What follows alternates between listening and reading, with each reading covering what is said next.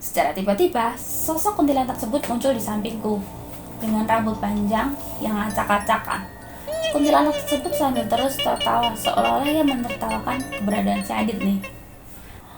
Kembali lagi di Vena Backpacker, masih sama di segmen cerpet, cerita pendakian.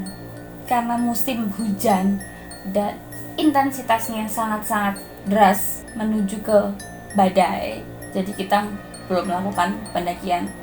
Padahal sebenarnya rencana buat mendaki ke berbagai gunung khususnya di Jawa Tengah udah banyak, tapi berhubung hujannya sangat-sangat ekstrim, kita memutuskan untuk nggak mendaki dulu. Jadi kita bakal tetap ngebawain segmen cerpen. Semoga kalian nggak bosan ya sama cerita-cerita yang dialami oleh para pendaki di gunung Indonesia tentunya. Tanpa lama-lama, yuk kita simak cerita kali ini yang berlatar di salah satu gunung di Jawa Barat, itu di Gunung Papandayan.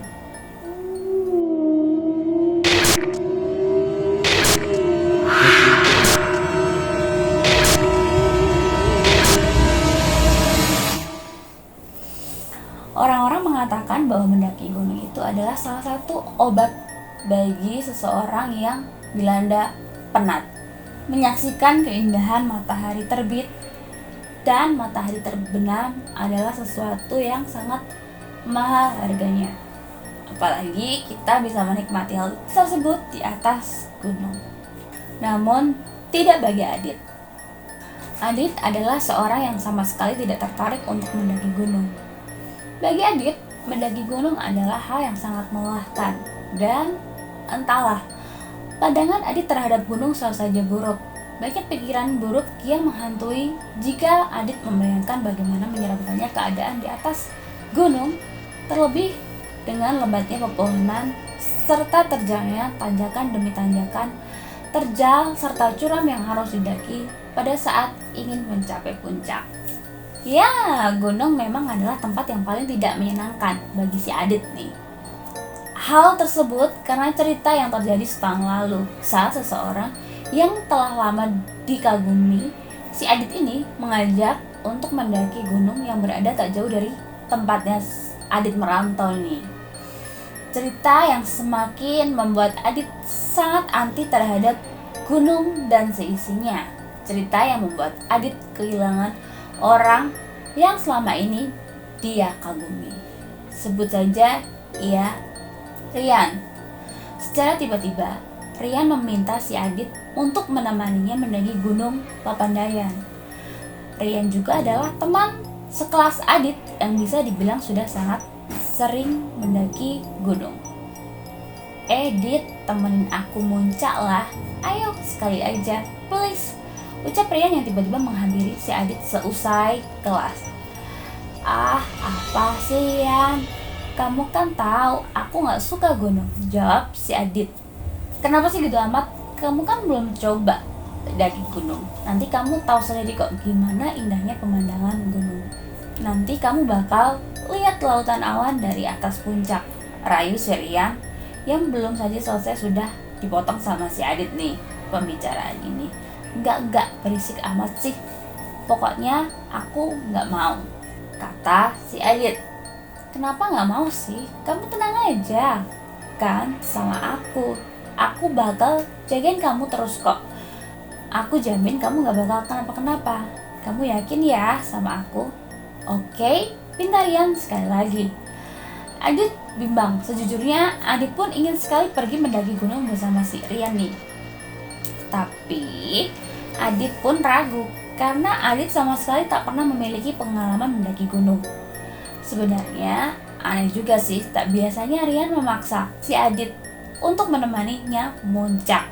Akhirnya setelah berpikir panjang, Adit pun mengiyakan ajakan si Rian nih.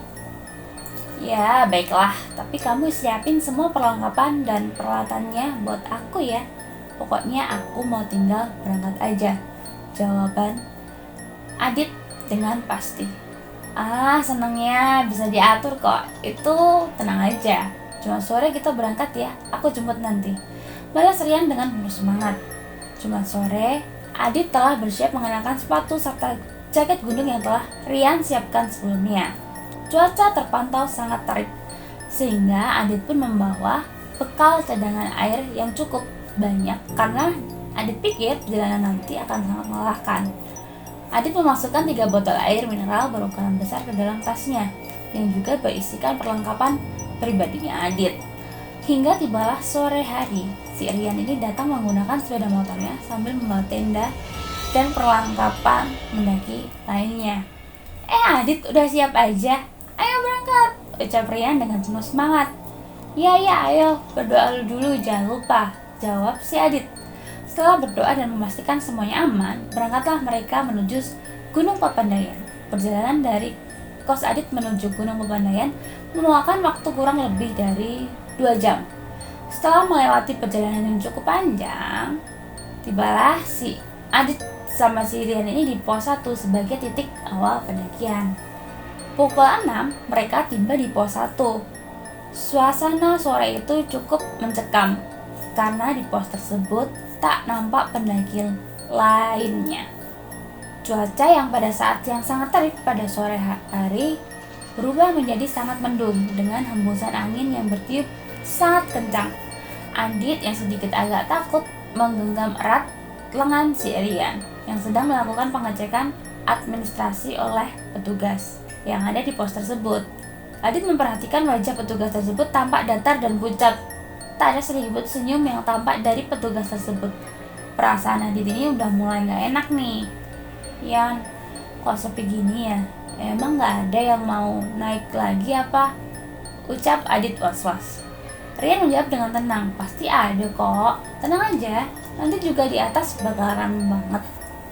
Setelah selesai dengan urusan administrasi yang cukup janggal, mereka pun melakukan pendakian pada pukul 7.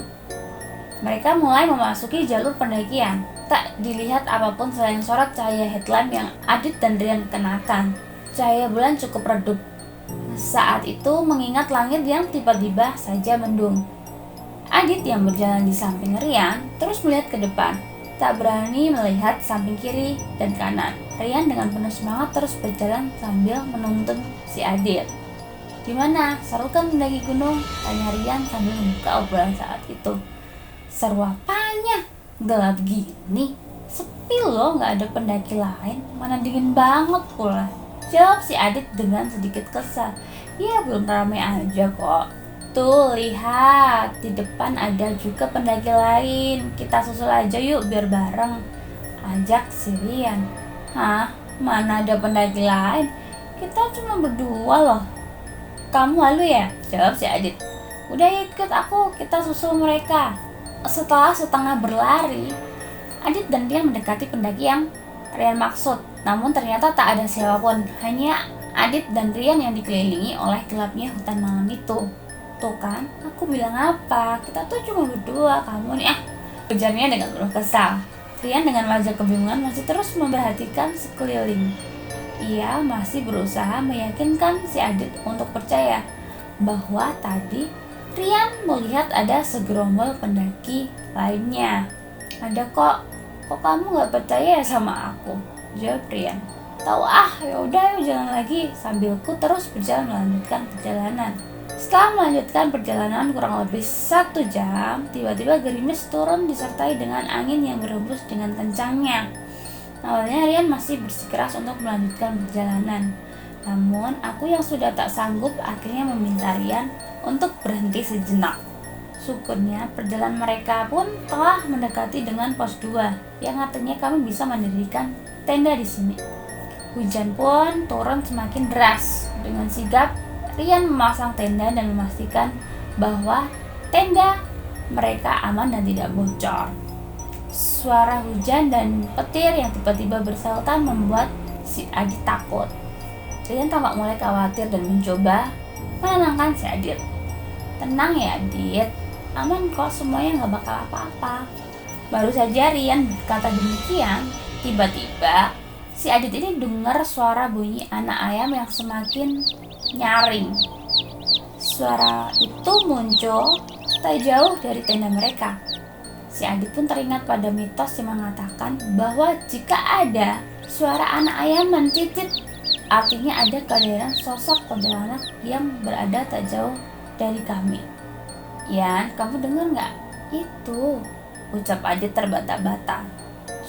Tenang, kamu berdoa ya, biar semuanya aman, ucap Rian sambil terus mengawasi keadaan di tenda kami. Belum juga selesai, tiba-tiba tercium bau busuk yang amat menyengat. Si Adit semakin takut. Bau tersebut semakin menusuk hidung hingga akhirnya si Adit ini mual dan gak sanggup lagi menghirupnya. Rian pun panik mengeluarkan obat-obatan yang ia bawa. Baru saja Rian mengeluarkan obat untuk Adit minum, tiba-tiba terdengar suara seperti binatang mengendus-endus berasal di luar tenda.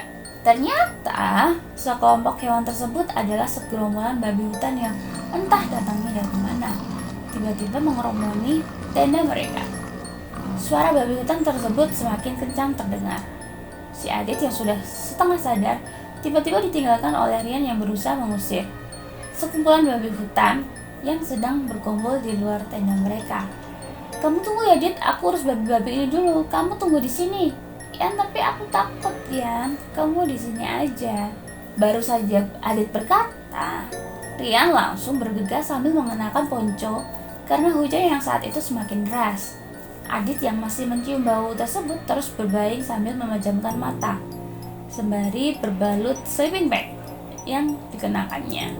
Ketika Adit membuka mata, Adit melihat sesosok wajah yang hancur dengan mata merah menyala memandang seram ke arah Adit. Rasanya tenggorokan Adit tersendat, tak bisa mengucapkan kata sepatah kata pun.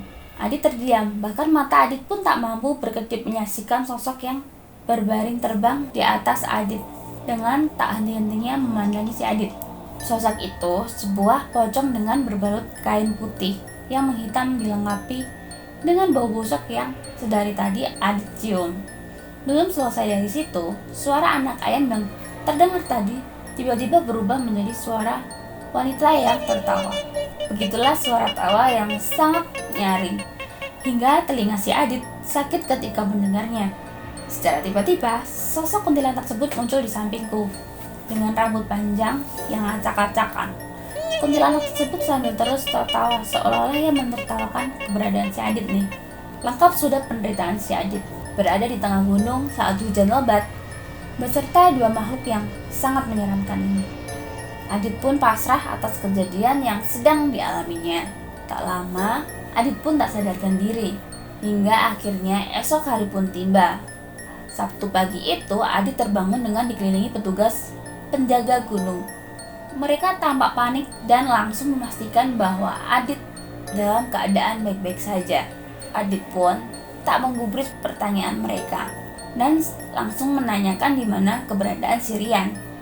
Mereka pun tampak enggan menjawab hingga akhirnya salah satu petugas menceritakan apa yang sebenarnya terjadi. Kamu kok bisa-bisanya mendaki gunung ini?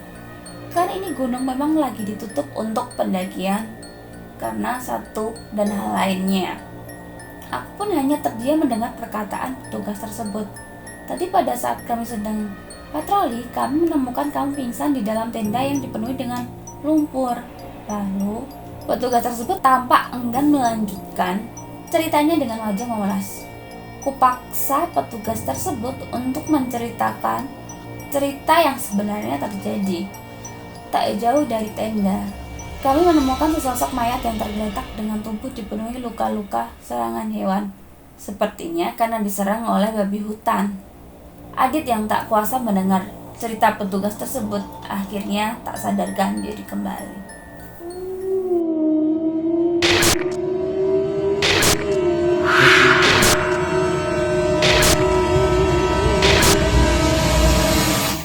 Nah, itu tadi sedikit cerita yang cukup bikin sedih ya. Niat hati mau mendaki buat happy malah endingnya gak terduga, yaitu kehilangan salah satu orang yang disayanginya. Oke, sekian dulu segmen Cerpen kali ini. Jangan bosan-bosan dan tetap tonton terus channel YouTube kita ya. Dadah.